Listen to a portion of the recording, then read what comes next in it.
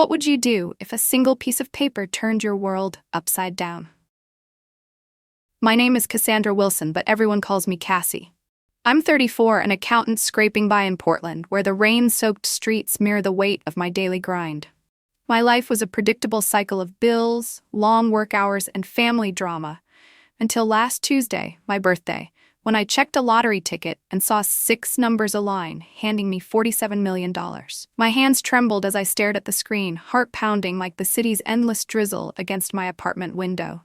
But joy quickly twisted into dread. My family's history with money is a tangled mess of broken promises and betrayals, and I knew this fortune could unravel everything. If you're reading this, drop a comment with where you're from. I'd love to know. Before I dive into how this windfall changed me, hit like and subscribe for more stories about loyalty, betrayal, and the truths that reshape relationships. I lived in a modest one-bedroom on Portland's outskirts. Nothing fancy, just mine. Each morning, I woke at 6, brewed cheap coffee, and faced the day with a knot of worry over bills and deadlines. My job at a small marketing firm demanded 60-hour weeks during tax season, leaving me drained. My boss, Arnold, stole credit for my ideas, while my coworker Derek dodged work, yet somehow got the praise. I stayed diligent, hoping for a break that never came. My one indulgence was a $10 weekly lottery ticket, a ritual my family mocked. Mom called it a tax on bad math. Dad lectured me on probability, and my brother Jason suggested I just hand him the cash. But those tickets held a flicker of hope, a chance to escape the financial tightrope I walked, juggling student loans and credit card debt. My family was a complicated web. My parents, Gregory and Diane, divorced when I was 14. Dad, a physics teacher, married Stephanie, a real estate agent with lavish tastes. Mom wed Warren, a wealthy but stingy businessman. My sister Lisa, 30, the golden child, lived a perfect suburban life with her surgeon husband, Paul, and their 2 kids. My brother Jason, 36, was charming but aimless, drifting through jobs and relationships, borrowing money with promises he never kept. Extended family added more tension. Aunt Heather, Dad's sister, flaunted her wealth and judged my single status. Her son, Ryan, hid a gambling problem. Aunt Martha, Mom's sister, was the exception, a kind, struggling teacher who showed up despite her own hardships. My best friend, Charlotte, a nurse, was my rock, understanding my family's betrayals without judgment. Financially, I'd been burned before. I emptied my savings for Jason's supposed rehab, only to learn he never went. I put $2,000 on my credit card for Lisa's wedding, still unpaid 5 years later. Dad got a loan for a roof repair, then vacationed in Cancun. These scars made my lottery win feel like a loaded gun. That fateful Tuesday, I stopped at Gus's Corner Market, where the owner, a kind man who knew all his regulars, wished me a happy birthday. The usual plus 1 extra for luck, I said, handing over $20. On a whim, I picked my own numbers. My birthday, 3/16, Mom's, 12, Dad's, 21, Martha's, 9, and Charlotte's, 30. That night, alone with takeout and wine, I checked the numbers at 8:30 p.m. One by one, they matched. My pulse raced. I dropped the remote. "No way," I whispered, rechecking until the truth sank in. I was the sole winner of $47 million, about $28 million after taxes. Sleepless, I scoured the internet for lottery stories. Families torn apart, winners bankrupt, lives ruined. By sunrise, I decided no one could know. Not Mom, not Dad, not even Charlotte.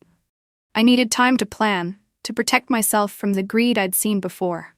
The next morning, I called in sick, first time in 3 years, and booked an appointment with Philip Montgomery, a financial lawyer.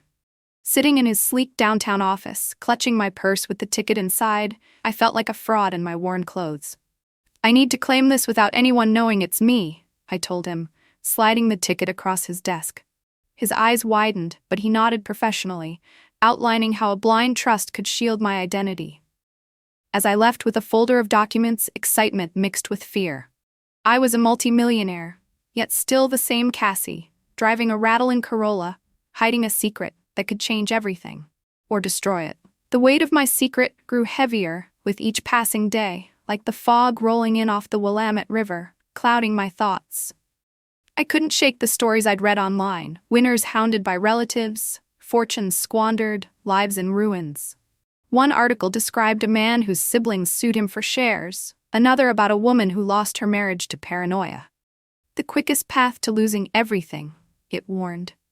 I paced my apartment that first night, the ticket hidden in a sock drawer, imagining Jason's pleading calls amplified by millions, or Lisa's subtle hints turning into demands. No, I couldn't let that happen. I needed a shield, a way to claim this without the world knowing. Philip had given me the blueprint, a blind trust to mask my name, tax strategies to minimize the bite, and advisors to grow the wealth safely.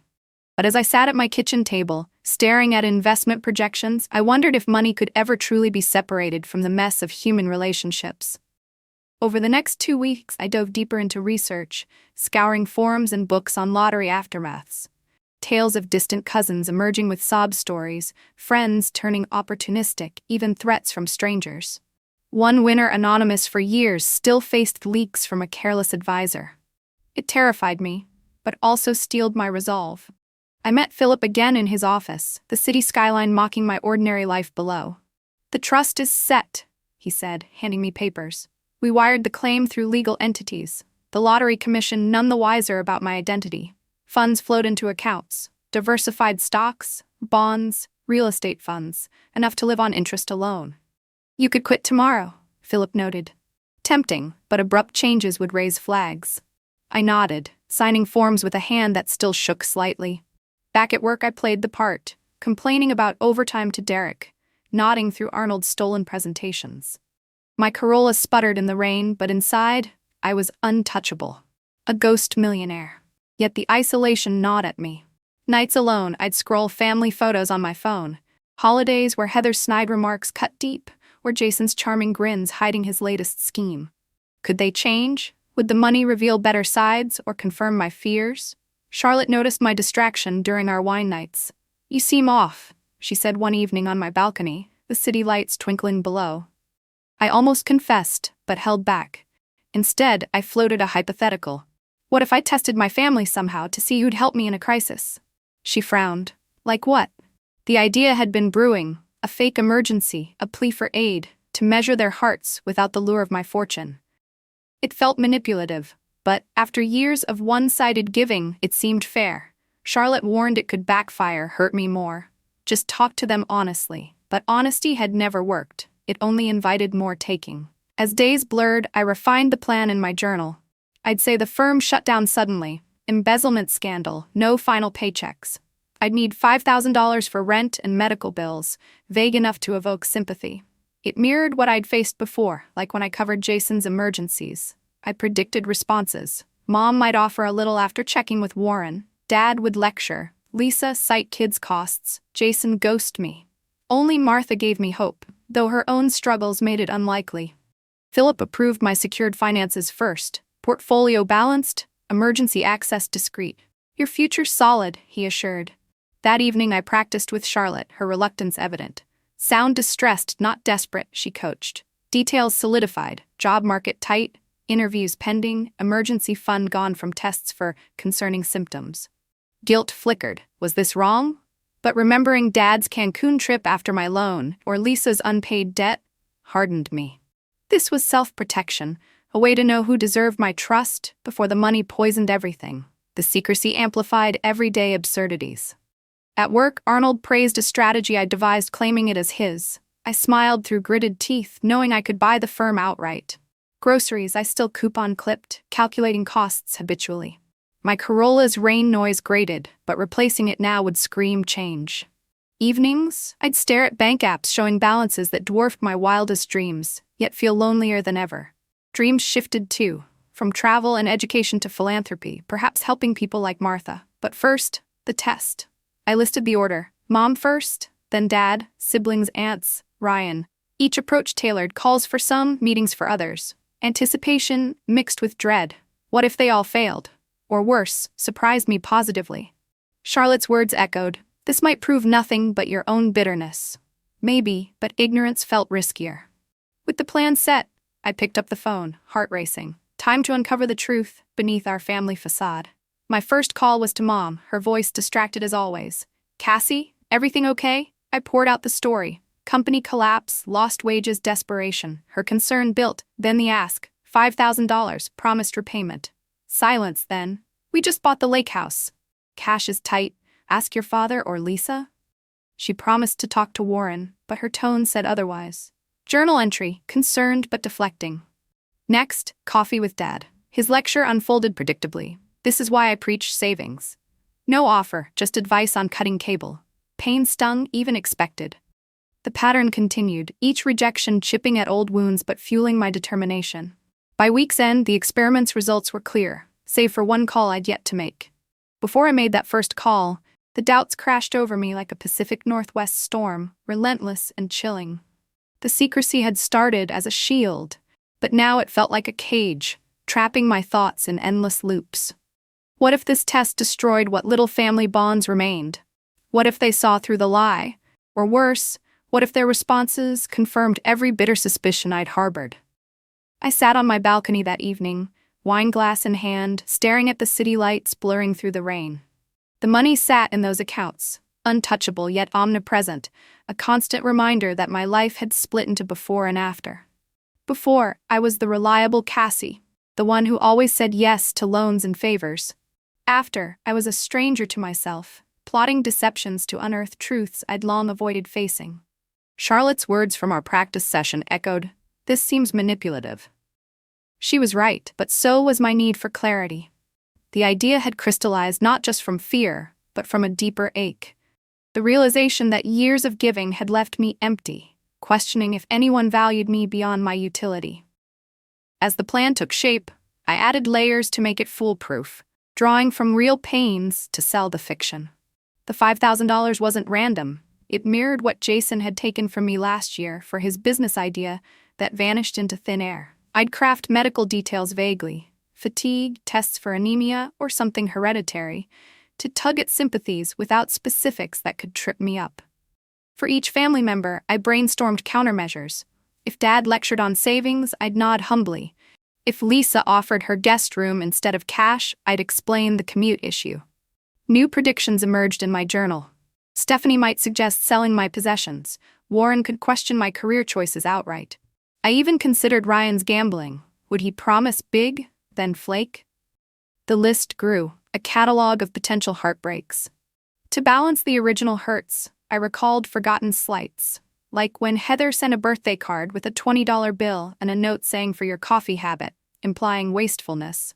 Or when Paul, Lisa's husband, once joked at a dinner that accountants like me were glorified calculators, dismissing my profession while enjoying the wedding I helped fund.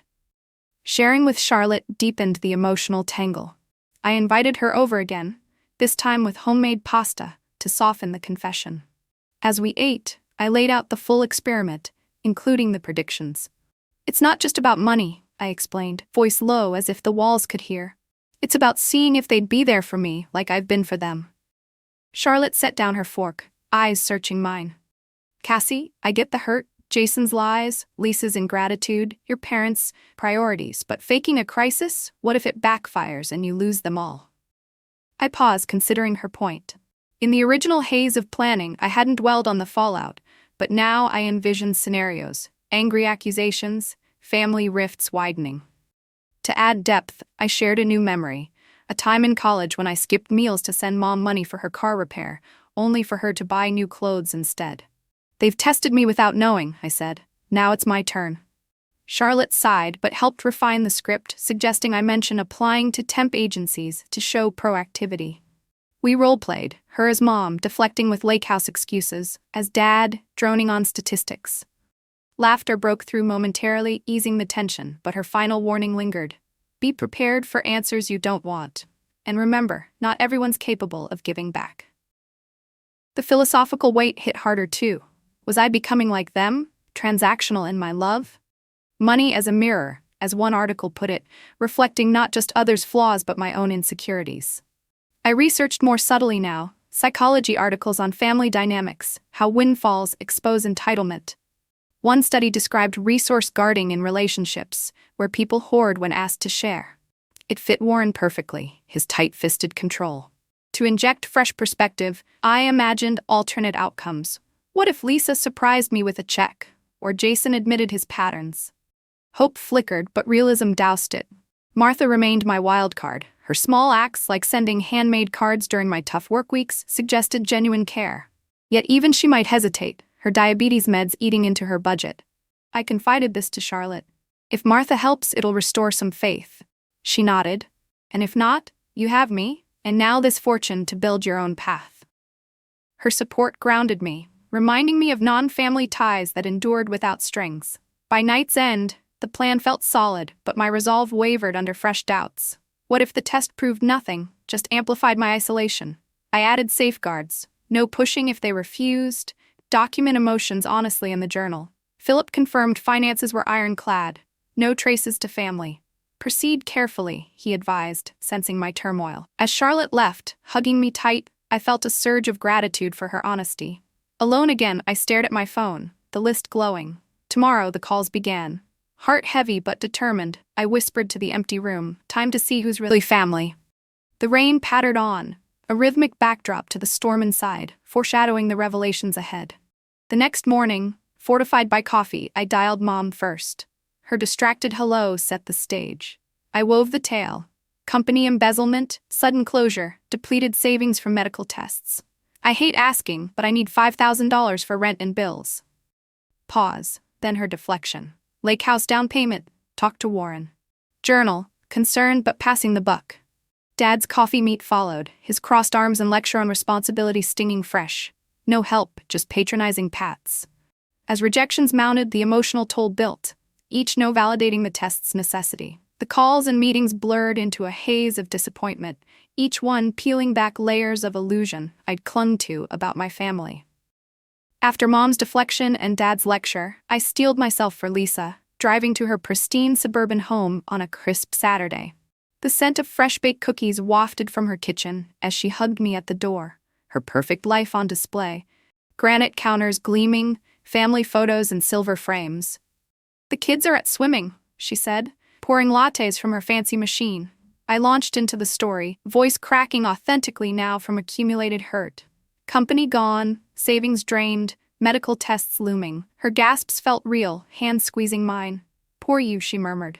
Hope sparked until the ask, $5,000. Her face shifted, eyes darting. "We just got the new Audi and tuition. Paul handles the budget." She offered the guest room vaguely, promising to check with him. But her avoided gaze screamed no. Journal sympathetic but prioritizing luxuries. Driving home, I fought tears, recalling how I'd skipped vacations to help with her wedding, only for silence now. Jason was next. His response a gut punch I'd half expected but still dreaded. I texted the full tale first, detailed, emotional, then called. Voicemail. Follow-ups ignored. A brief reply, "Sucks sis, tight here too." Nothing more. This from the brother who'd wept on my shoulder for $5,000 rehab money I'd given, only to blow it elsewhere. Fresh anger surged. I added to the journal a new reflection. His pattern wasn't laziness, but entitlement, assuming I'd always bail him out without reciprocity. To deepen the sting, I remembered a childhood memory resurfaced. Jason borrowing my allowance for comics, promising repayment that never came, setting the template for our adult dynamic. His silence now wasn't just rejection, it was abandonment, confirming he saw me as a bank, not a sister. Stephanie's call was blunt, no facade of warmth. "We're not in a position," she said, suggesting I downsize or get a roommate. When I mentioned helping with their cabin repairs last year, she snapped. "That was family property, you benefit too." One visit in 5 years hardly counted, but arguing felt futile. Warren was colder still. "You're not my daughter. Choose a better career." His words echoed old insecurities about my job, ones he'd voiced at holidays while boasting his success. Journal entries piled up, defensive, dismissive. Cousin Ryan feigned enthusiasm. "Definitely help, let's meet for lunch," then canceled via text, vanishing like his gambling winnings. A new detail emerged in my mind. Last family gathering, he'd hinted at needing cash for investments, but now, radio silence. It highlighted the one-way street of our relations. Aunt Heather's response layered judgment on rejection. Calling her, I endured a tirade. "I always said that firm was shaky. Should have taken the bank job." No offer, just stories of others overcoming without handouts. By evening, gossip spread. Lisa texted that Heather was bad-mouthing my irresponsibility. It stung, but also clarified her wealth wasn't generosity, but a weapon for superiority. As rejections mounted, exhaustion set in, emotional more than physical. I'd anticipated pain, but not this depth, the way each no reopened scars from years of giving. To cope, I confided partly in Charlotte midweek, over coffee. "It's worse than predicted," I admitted. She listened, then, "Stop now, you've seen enough." But I pressed on, needing completion. A fresh twist. Rumors circulated, family chatting behind my back, turning my troubles into evidence of my flaws rather than a call for compassion. The experiment revealed patterns I'd ignored. Wealthier relatives hoarded, while those like Jason took without guilt. It mirrored articles I'd read on family economics, where money flows downward but rarely up. New insights bubbled. Perhaps their refusals stemmed from their own fears, like Warren's control masking insecurity, or Lisa's perfect life hiding strains. But excuses didn't soften the hurt. By week's end, 7 no's, each documented with raw notes. Emotions, quotes, predictions matched. The process, though manipulative as Charlotte said, felt justified, a mirror to their past behaviors. One night, alone with wine, I wept, not just for rejections, but for the girl who'd always given, hoping for love in return. The money amplified this clarity. Without it, I might have continued the cycle. Then my phone rang. Aunt Martha, unprompted. "Heard about the job from your mom. You okay?" Her warmth pierced the fog. We met at a diner, her hug tight, silver-streaked hair in a ponytail. She asked thoughtful questions, offered connections for jobs. Then, envelopes slid. $3,000. "Not all you need, but for rent." Shock hit. It was nearly her savings. "And my sofa's yours if needed." Tears came, genuine. Journal, generous beyond means. Her act stood stark against others, a beacon in the betrayal storm. As I drove home, clutching the cash, guilt mingled with awe. Martha with least gave most. It shifted everything, prompting me to research her quietly. Diabetes complications, tutoring for meds. She'd sacrificed for me, unknowing of my fortune. This contrast crystallized the test's value. Family wasn't blood, but actions.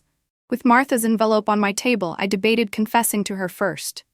The others' responses had sealed their distance. Hers opened a door to trust. The experiment, painful as it was, had illuminated paths forward. Boundaries for some, deeper bonds for the worthy. The diner meeting with Martha lingered in my mind like a warm light in the gathering darkness of my family's responses. Her envelope of $3,000, a tangible proof that not everyone viewed relationships through a ledger of gains and losses. As I sat in my apartment that evening, the cash spread out on the table beside my journal, I traced the worn edges, knowing this sum represented sacrifices she couldn't afford. Extra tutoring sessions, skipped comforts for her modest life. Her diabetes had worsened recently, I learned from subtle online searches of medical forums and family whispers I'd overheard. Higher meds costs, fatigue that made teaching harder. Yet she'd given without hesitation. It contrasted so sharply with Lisa's aughty excuses or Dad's retirement priorities that it brought fresh waves of emotion, gratitude mixed with shame at my deception. Charlotte called that night, sensing my turmoil. "How'd the last one go?" I recounted Martha's offer, voice thick. "She's the only one," I said. Charlotte softened. "See? Not everyone's like the rest. Maybe end the test here." But the revelation demanded more. Martha deserved the truth, a reciprocity she'd shown me. The next day, I invited her to dinner at my place, nerves fluttering as I prepared a simple meal. Salad from clipped coupons, pasta I'd mastered on a budget. She arrived with a bottle of herbal tea for my stress, her cardigan mismatched as always, eyes kind behind glasses. We chatted about her students first, her stories of a shy kid blooming through books, reminding me why she persisted despite low pay. As we sat on the couch post-meal, tea steaming, I took a breath. "Martha, I haven't been honest." Her expression stayed open, no judgment. "What is it, honey?" The words rushed out. The job was fine. The crisis fabricated to test who'd help. Silence stretched, then she nodded. "I see. Sad you felt the need, but I understand. Our family's not always fair." Relief flooded me. No anger, just empathy. To add depth, I shared a new vulnerability. How the test stemmed from childhood feelings of being the fixer, always mending others' messes while mine went unnoticed, like when I mediated parents' post-divorce fights as a teen. Emboldened, I confessed the lottery win, $47 million claimed secretly. Her eyes widened, hand to mouth. "Oh, Cassie, that's incredible." We talked hours, her questions thoughtful, plans for security, fears of change. Then she shared her story, voice steady but laced with old pain. My ex, Robert, we divorced over money too.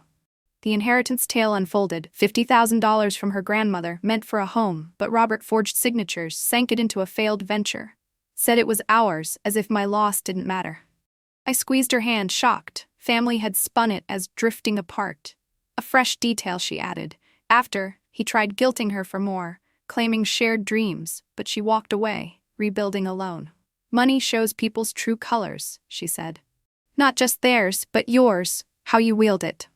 Her wisdom resonated, mirroring my research on wealth's psychological toll, how it amplifies existing traits rather than creating new ones. In that moment, decisions crystallized.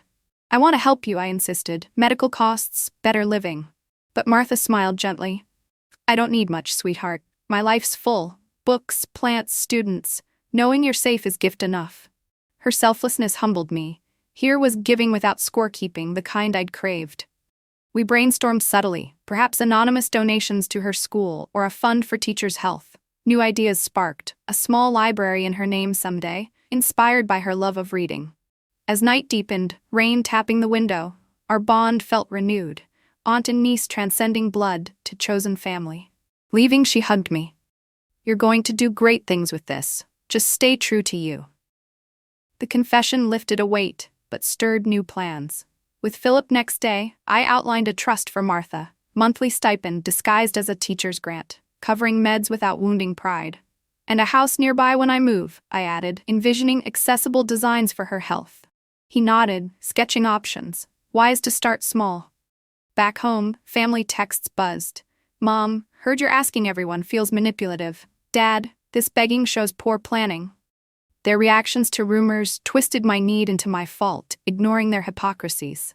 It fueled resolve for a confrontation, to address the elephant without revealing the win.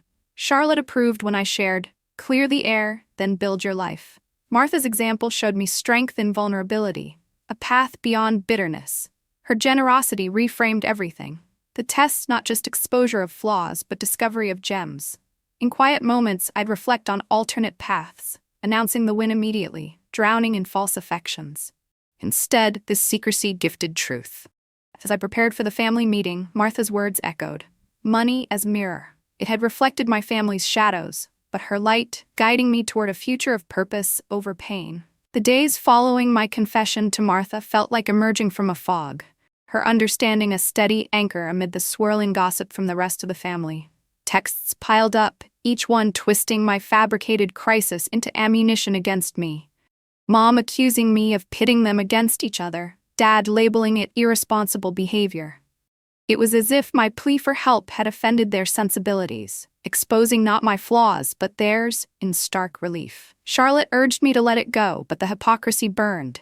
Years of my support met with silence, now met with judgment. Call a meeting, Martha suggested over tea at her apartment, her plants thriving in the window light despite her modest space. Clear the air on your terms. Her advice, born from her own painful divorce, resonated. Confront without conceding power. I nodded, envisioning the gathering not as revenge but closure, a chance to voice truths long swallowed. New resolve built. I'd pretend a job turnaround, highlight their absences, all while safeguarding my secret.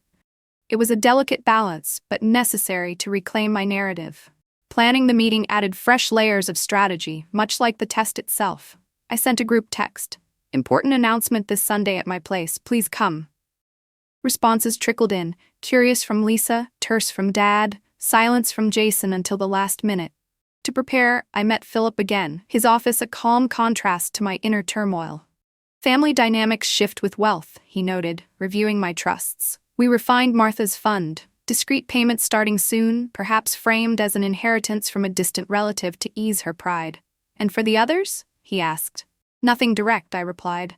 But anonymously, yes. Setting up channels for future needs, like hospital funds or rehabs, without strings or credit. It felt empowering, turning potential bitterness into quiet benevolence. Charlotte helped role-play the meeting. Stay calm, factual, don't accuse, state. We practiced over wine, her as Heather sniping, me responding evenly. Laughter broke tension but underscored the emotional stakes. Sunday arrived, rain pattering softly, my apartment tidied but unchanged, worn couch, modest decor to avoid suspicion. They filed in. Mom and Warren stiffly polite, Dad and Stephanie with crossed arms, Lisa and Paul exchanging glances, Jason slouching phone in hand, Heather frowning at my clutter, Martha last with a knowing smile. The room hummed with awkward energy, judgments unspoken but palpable. "Thanks for coming," I started, standing before them like a teacher addressing a class. "Rumors about my finances have spread, and I want to address them." Relief flickered on faces. Perhaps they expected another plea. "I'm fine now. Landed a better job in nonprofit management with solid pay." Technically true, as I'd formalized my foundation role. Mom exhaled. "We've been worried," but their ease irked me. Worry without action was hollow. Then I pivoted, voice steady. "When I thought I was in trouble, I reached out. That's what family's for, right?" Silence descended, heavy as the overcast sky. Dad shifted. "Why the drama if you had prospects?" I met his eyes. "The job came later, but it showed me priorities." Turning to Jason, "You ignored my calls, yet asked me for $3,000 last Christmas." He flushed, mumbling about his stuff. Lisa defended.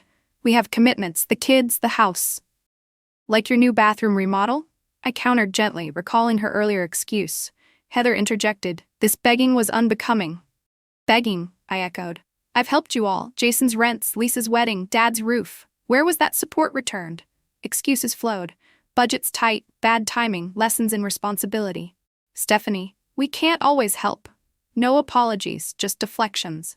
Warren stayed silent, his disinterest a statement. Even Paul avoided eyes, complicit in Lisa's choices. The hour dragged, emotions raw but contained. I added a new layer, drawing from Martha's wisdom. "Money or need reveals us. I've learned that." They squirmed, but no admissions came. As they left, discomfort lingered. Mom's quick hug, Dad's pat, Jason's muttered sorry. Martha stayed, helping clear cups. "You handled it well," she said. "Not easy, standing up." It wasn't, heart-pounding but liberating. Post-meeting, I breathed easier, boundaries drawn. With Philip, plans accelerated. Nonprofit launch for elderly aid, inspired by Martha's struggles and others like her. Companionship programs, repair grants. "Start small, scale up," he advised. House hunting began too. Modest homes for me and her nearby for support. Charlotte joined brainstorming. "I'll coordinate outreach, use my nursing skills." Excitement built, a future unshackled from past drains. The confrontation, though tense, gifted perspective. Family wasn't obligation, but mutual respect they'd failed to show. Anonymously, I'd help when truly needed. Dad's future bills, Ryan's rehab. Preserving peace without entanglement.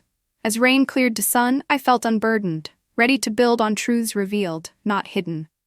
1 year had slipped by since that transformative meeting in my cramped apartment, the rain now a gentle memory as I stood on the porch of my new home, inhaling the fresh scent of blooming jasmine in the garden I'd planted myself. The change wasn't flashy. No mansions or luxury cars, but purposeful, a quiet revolution born from the clarity my experiment had granted. I'd quit the accounting firm shortly after, giving notice with a sense of finality that surprised even Arnold, who muttered about better opportunities while eyeing my untouched ideas. The nonprofit took shape quickly, inspired by Martha's quiet struggles and the countless elderly I'd researched facing isolation. Forgotten by families, battling health costs on fixed incomes. Second Family, I named it, a nod to chosen bonds over blood. We started small. Volunteers for companionship visits, grants for home repairs, workshops on financial literacy tailored for seniors. Charlotte joined as outreach coordinator, her nursing background perfect for assessing needs, turning our weekly wines into strategy sessions on my patio, laughter mingling with plans to expand citywide. Relocating felt like shedding an old skin. I chose a modest, craftsman-style house in a leafy neighborhood, not far from Portland's bustle, but worlds away from my old apartment's noise. Wide windows let in light that danced on hardwood floors, and the garden became my therapy. Soil under nails, watching seedlings push through as metaphors for my own growth. 3 blocks away stood Martha's new home, a single-story bungalow with ramps and wide doorways for her walker on tough days. I'd framed the purchase as a fortunate investment deal, but she knew the truth, accepting with grace that humbled me. "It's more than I dreamed," she said during move-in, unpacking books onto shelves I'd had custom built. Her health had improved. No more scrimping on meds, regular checkups funded discreetly through the trust. She retired from teaching but volunteered at our nonprofit, leading reading circles for isolated seniors, her stories bringing smiles to faces long forgotten by kin. The family distance I'd established held firm, a boundary that brought peace rather than loneliness. Contact was polite, birthday calls, holiday cards, but stripped of expectations. They believed my success came from the nonprofit role, accepting it with mild curiosity at best. Mom mentioned once how proud she was, but her words rang hollow against memories of her lake house excuses. Dad sent articles on charity work, perhaps seeing parallels to his teaching, but never asked deeper questions. Lisa invited me to kids' events sporadically, complaining about costs in ways that tempted revelations, but I held back. Jason called occasionally for advice, code for loans, but I redirected gently to resources. No longer the automatic yes. A new dynamic emerged in anonymity. When Dad suffered a minor heart attack, hospital bills mounting, I paid through patient funds, no trace to me. Ryan's rehab for gambling, finally sought after a rock-bottom loss, I covered via donations, watching from afar as he stabilized. Even Heather's unexpected hip surgery got subtle aid, easing her critiques at gatherings. It wasn't forgiveness, but compassion without entanglement, a way to honor family ties without inviting exploitation. Philip became a steady advisor, our meetings evolving from financial setups to impact reviews. Your portfolio's thriving, he'd say, charts showing growth that funded operations. We diversified further, endowments for sustainable programs, partnerships with local agencies. A fresh initiative, anonymous matching for family estrangements, helping seniors reconnect or build new networks. Inspired by my test, I added counseling components, drawing from psychology reads on transactional relationships. Charlotte and I brainstormed over coffee. What if we include workshops on boundaries? Her insights from nursing homes she'd visited shaped curricula, real stories anonymized, like a widow giving to ungrateful kids until broke. Martha contributed too, sharing her inheritance tale in sessions, eyes bright as participants nodded in recognition. Money tests us all, she'd say, echoing our late-night talks. Daily life found rhythm and purpose. Mornings, I'd walk to Martha's for breakfast discussing cases, an old man needing roof fixes, a woman craving company. Afternoons at the office, a rented space downtown, buzzing with volunteers. Evenings, garden tending or foundation events, the work fulfilling in ways spreadsheets never were. Sensory joys amplified, soil's earthiness, seniors' grateful hugs, Charlotte's laughter over shared victories. Temptations arose, Jason's business venture plea, Lisa's kitchen remodel woes, but recalling their silences strengthened resolve. Instead, I channeled energy into growth. Over 200 helped in our first year, stories of renewed lives fueling expansion plans. This new chapter revealed depths I'd ignored, self-worth beyond giving, joy in balanced reciprocity. With Martha nearby, our dinners twice weekly became anchors, sunsets painting her porch as we reflected. You've built something real, she'd say. The fortune, once a burden, now a tool for good, its secrecy a shield turned gift. As the year closed, peace settled, a quiet assurance that true family was earned, not inherited. As the sun dipped low on another evening, casting golden hues across my garden, I found myself reflecting on the profound shifts that had reshaped my world since that fateful lottery ticket. The money, once a shocking intruder in my ordinary life, had become a quiet ally, enabling choices I'd never imagined, while revealing truths I'd long suspected but avoided. Sitting on the porch with Martha, our ritual dinners evolving into deeper conversations, I'd trace the journey, from the initial tremor of matching numbers to the isolation of secrecy, the sting of family rejections, and now this serene existence. The nonprofit thrived, our reach extending beyond Portland with satellite programs in nearby towns, inspired by stories like a widower regaining independence through home modifications or a grandmother finding companionship in book clubs. Martha led.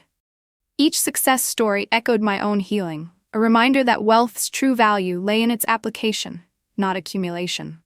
Charlotte often joined us, her role expanding to training volunteers, her enthusiasm infectious as we planned fundraisers. Silent auctions where donors bid on experiences, not luxuries, aligning with our modest ethos. The lessons crystallized gradually, like dew forming on leaves at dawn. Family loyalty, I'd learned, wasn't inherent but earned through consistent actions, not blood or shared history. My experiment, though born of pain, illuminated this brutally. The silences from Jason and Lisa, the judgments from Heather and Warren, all contrasted with Martha's unwavering generosity. It taught me that betrayal wasn't always malicious, but often rooted in self-preservation. People guarding their worlds while expecting others to open theirs. A new insight emerged in quiet moments. How my past giving had been a bid for approval, a way to feel needed in a family that rarely reciprocated. The win forced a reckoning. Self-worth couldn't be tethered to others' validations. Instead, it bloomed from within, nurtured by boundaries and purposeful living. Martha's words on money as a mirror rang true. It had reflected my insecurities, but also my capacity for change, turning a windfall into a foundation for good. Relationships transformed too, not just with family, but beyond. Distant but honest ties with parents and siblings brought relief. No more pretending closeness that never existed. Anonymous aids continued. When Mom faced unexpected vet bills for their dog, I covered through a charity fund. Lisa's community theater group got a grant for costumes amid her complaints of tight finances. They attributed it to luck or kindness of strangers, preserving my peace. With Martha, bonds deepened. Weekly walks where she'd share teaching anecdotes, her health stabilized, allowing adventures like a short trip to the coast, waves crashing as we discussed dreams deferred. Charlotte became family indeed, our friendship unmarred by the secret she'd eventually learned. Her support unwavering. Even Philip evolved from advisor to ally, collaborating on ethical investments that supported eco-friendly causes, aligning wealth with values. Philosophically, the experience underscored healing's non-linear path. Betrayal's wounds didn't vanish but scarred over, stronger for the mending. Identity shifted from the dutiful daughter to a woman of agency, using fortune to foster connections for those overlooked, much like I'd felt pre-win. Sensory details anchored these reflections. The earth's give under my garden tools, symbolizing rooted growth, the warmth of Martha's hugs, a tangible loyalty, the nonprofit office's hum of purposeful activity, drowning out past silences. Temptations to reveal the truth faded, replaced by contentment and anonymity. No need for recognition when impact spoke louder. Have you ever tested loyalty, only to find unexpected truths? Share below. Your stories might inspire others. If this resonated, like and subscribe for more on navigating life's twists. Remember, worth isn't in what you give, but who you are. And as the year unfolded into the next, the pace of my days softened, each moment stretching like the lingering light of dusk. The garden bloomed fuller, petals unfurling in gentle surrender to the seasons. Much as I had learned to release the grip of old hurts. Martha's laughter echoed softer now, her stories woven with threads of shared wisdom, reminding me that true bonds whisper rather than demand. Charlotte's visits brought a quiet joy, our conversations meandering like streams finding their way home, no longer rushed by unspoken fears. The nonprofit's work flowed steadily, helping hands extended without fanfare, each act a ripple of kindness in a world too often indifferent. Family faded into distant horizons, their presences polite echoes rather than storms, allowing space for peace to settle like dew on grass. The money, once a thunderous change, now hummed faintly in the background, a tool for good rather than a defining force. In these tranquil evenings, watching stars emerge one by one, I felt gratitude bloom deep within, a soft acknowledgement that clarity had come not through abundance alone, but through the courage to see and choose. Life, in its gentle unfolding, whispered that I was enough, just as I was, surrounded by the quiet strength of authentic love. And in that whisper, I found my truest home.